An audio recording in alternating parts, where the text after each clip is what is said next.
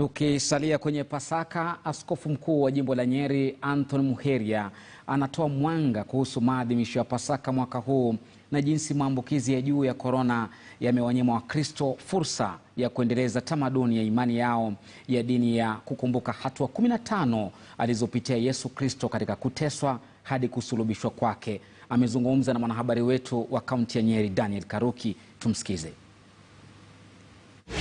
Bila shaka ni mwaka wa pili ambapo Wakenya wanasherehekea Pasaka na wakiwa manyumbani. Kawaida wikendi hii na haswa sikukuu za Pasaka huwa zinasherehekewa sana haswa Wakristo wanaenda kanisani na kuomba, na kuna yale ambayo yanafanyika, lakini mwaka huu vile kama mwaka jana hayatakuwa yakifanyika.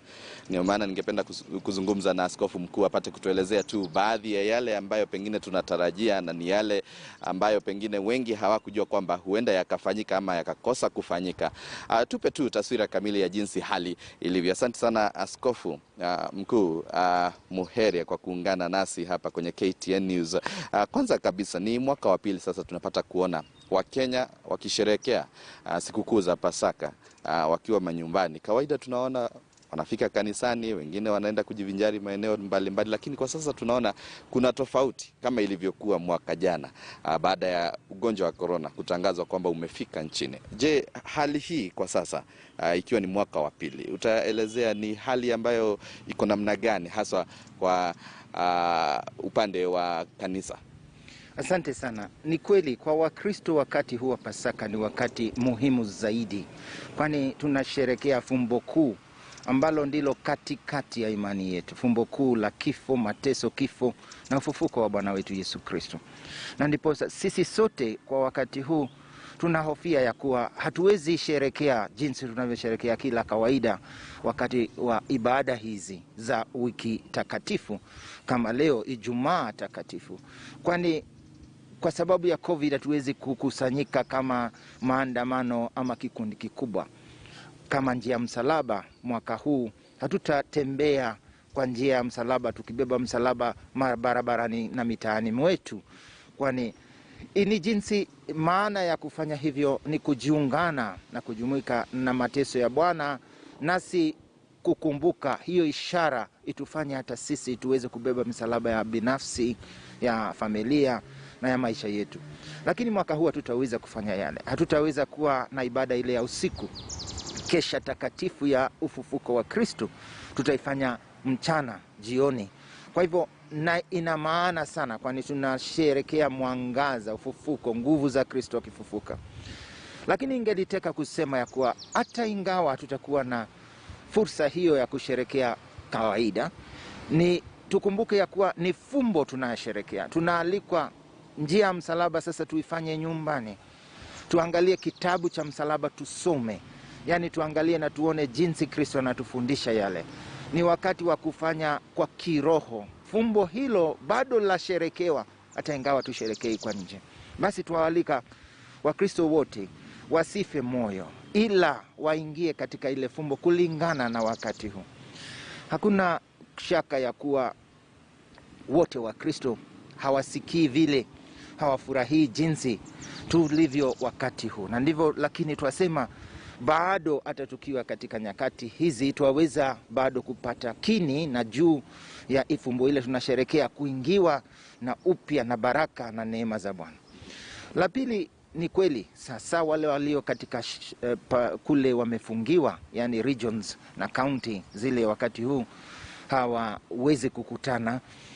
Serikali na tukishikana na Interfaith Council, kamati kuu ile ya national, tumesikizana ya kuwa kule kutawezekana katika kila mahala pa ibada kupata kutransmit na njia ya online na njia ya platform za Facebook ama za YouTube, ili waamini wote wa kila kanisa waweze kufuatilia sherehe zinazoendelea katika makanisa ama mahala pa ibada, ambapo tumeruhusiwa watu 15 wasiwe zaidi ya 15 ambao watasaidia katika transmission yale ya online. Na kwa hivyo tumewauliza wale wote wa ngao, wale commissioners na machifu waweze kupatia heshima hiyo amri ambayo ilipewa na rais wetu na viongozi wa interior, na tena sisi wakristo tuwe tutulie, tusiwe na moyo wa kubabaika, ya kuwa wakati huu ni wakati mgumu, ni lazima tufanye kujitolea na lazima tujinyime kwa namna ili tupigane na huyu adui ambaye ni jinamizi wa COVID-19. Na tukiwa tunazungumza hapa, wewe kama mwenyekiti wa ile kamati ambayo inashughulikia masuala ya kanisa, tumepata kuona kuna kaunti 5 ambazo zimeweza kufungwa, vile vile ibada zimeweza kusitishwa, na kama unavyosema watakuwa wakiweza kuendeleza ibada hizo kwa njia ya online. Lakini kuna wale ambao wanahisi kwamba huenda serikali iliweza kufunga ibada na ni kama wanaonewa, kwa sababu wanasema ni kama walikuwa wakifuata masharti ambayo yalikuwa tayari yamewekwa na serikali, kwamba kanisani wakiendeleza ile ibada wamefuata masharti. Kwa hivyo wanasema huenda labda kanisa zimeonewa sana katika maeneo haya, na wanasema pengine wakipendekeza kanisa zingeendelea tu na ibada. Je, maoni yako kama mwenyekiti wa kamati hiyo, ungekuwa na maoni gani? Ni kweli sisi sote tumeonewa. Hii virusi ya COVID-19 inaonea watu wote. Imetufinya, imetufingia, kuna mambo ambayo hatuwezi endelea. Yaani kusikia ama kuhisi vile sio mbaya. Ni kweli sote tuasikia, kama ingelikuwa mapenzi yetu tungelipenda tufunguliwe na tuendelee maisha kawaida. Lakini sifikiri ya kuwa kanisa ama ibada, waamini wa kila tradition ya ibada ya imani yao wameonewa kwa kufungiwa ama kuwekwa restrictions, namna masharti katika kusanyika kwao.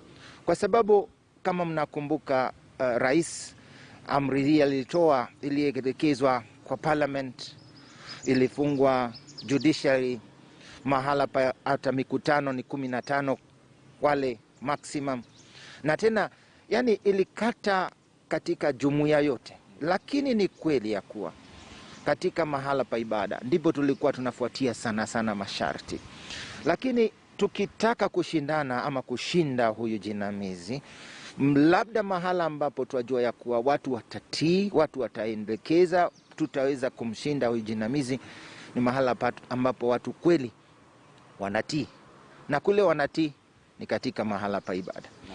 Na tena nafikiri ni sisi tunatumwa sasa, nyinyi ambao mko katika mahala pa ibada, nyinyi ambao mmetii masharti, ni sisi tunatumwa kama mitume wa kule nje, wa kupatiana ujumbe, barakoa yaokoa, usiwe bila barakoa. Ni sisi, kwani shida kubwa ni kule nje. Yaonekana ni ngumu sana kuweka masharti, ama hata serikali inapata shida.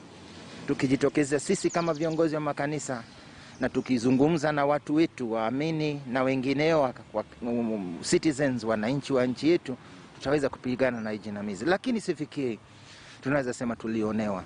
Ni mahala kanisa ndipo tunajumuika kwa karibu zaidi, tunapata fursa kubwa zaidi ya kushikana na kukaribiana, na ndio maana tunaweka hiyo kikwazo ili kujihadhari, ili isiwe lazima ama sababu ya hii virusi kuambukizia wengineo. Naam, asante sana Askofu Mkuu, na bila shaka tukikutakia sikukuu ya Pasaka na iliyobarikiwa vile vile. Asante. Hata mimi ningetaka kuwapatia ujumbe wangu wa Pasaka njema, baraka nyingi, na sisi sote tuendelee kuomba ili hili janga lifike kikomo, na Mungu wetu atatusikia kwa sala. Muwe na Pasaka njema na baraka tele. Asante sana Askofu Mkuu. Bila shaka tutakuwa tukifuatilia haya kuhakikisha kwamba tumeweza kumfahamisha mtazamaji jinsi hali itakavyokuwa katika kipindi hiki cha sikukuu za Pasaka. Kwa sasa narejesha studioni, uwe na sikukuu njema.